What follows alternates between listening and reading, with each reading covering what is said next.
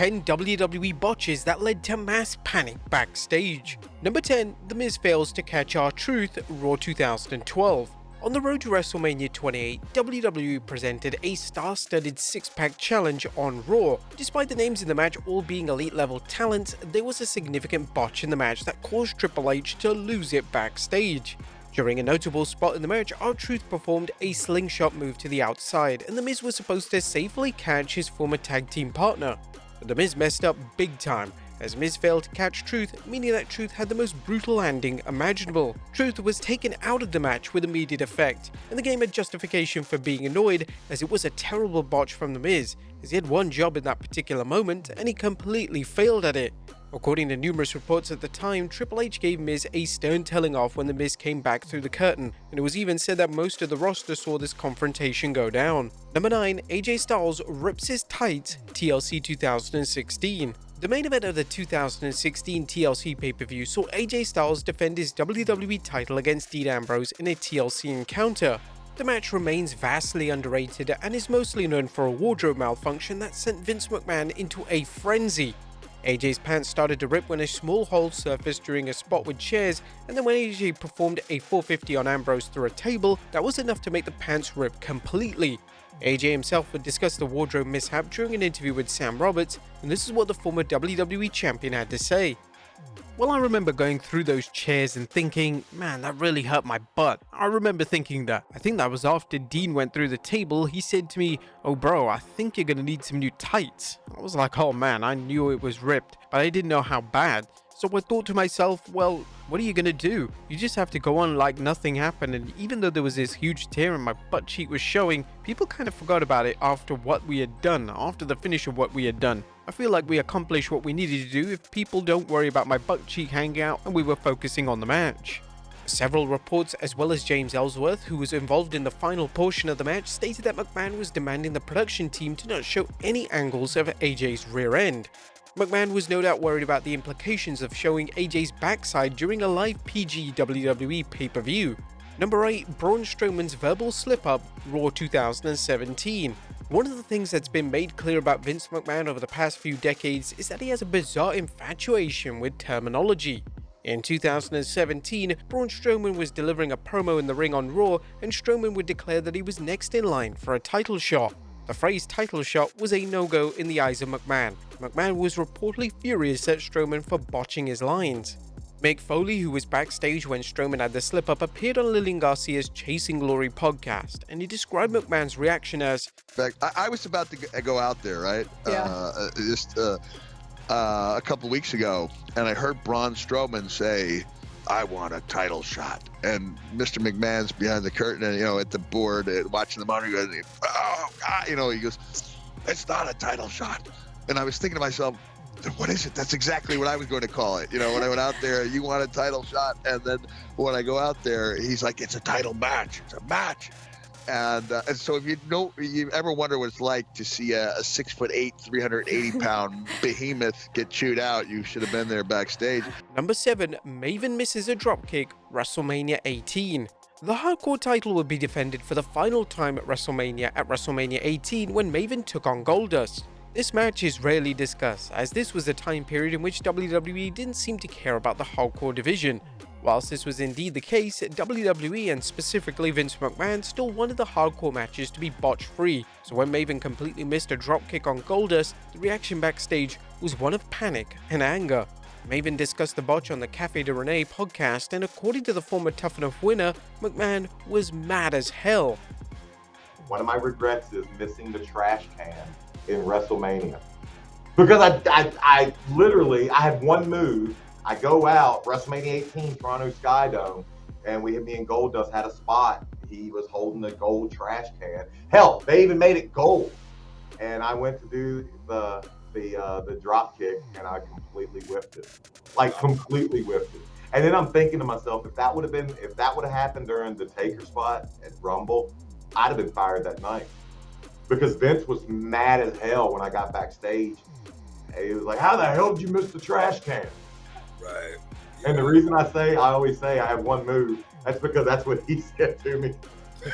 He's like, you got one move, and you couldn't hit it. Number 6. Shinsuke Nakamura drops John Cena on his head, SmackDown 2017. Shinsuke Nakamura was given the push of a lifetime in the summer 2017. Nakamura would be positioned as the top babyface on SmackDown, and he would wrestle top names such as Randy Orton and John Cena. When Nakamura wrestled Cena, a botch occurred in the match which saw Cena land on his head following an exploder suplex. Whilst the botch was frightening to witness, Cena was thankfully fine.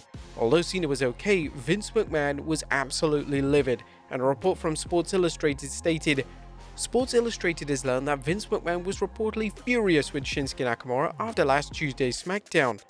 Nakamura dropped Cena on his head during a reverse exploder maneuver near the end of the match. Despite the inherent danger, Cena luckily escaped any serious injury. Number 5. Brock Lesnar and The Undertaker bleed Hell in a Cell 2015.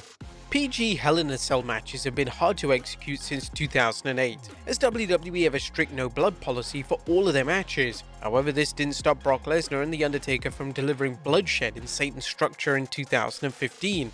It's unclear how exactly both men bled in the match. Some reports stated that a botch resulted in the deep lacerations, while some believe Lesnar and The Undertaker made themselves bleed to add an element of suspense and realism to the match. This bloodshed caused Vince McMahon to freak out backstage, and he ordered a medic into the ring to check on the condition of the two of his top talents, a move that angered and irritated the short-tempered Lesnar.